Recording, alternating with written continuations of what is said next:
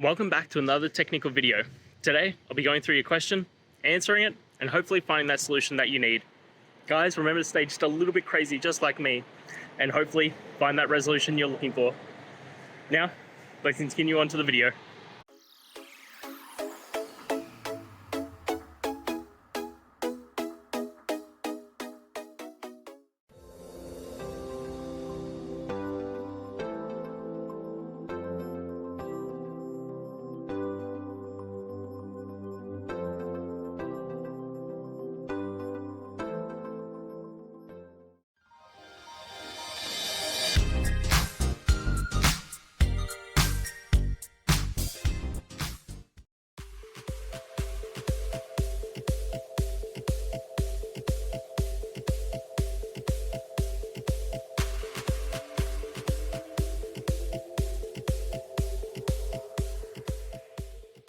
And that's it, guys. We've gone through the solutions and I'm hoping that it resolved your issue.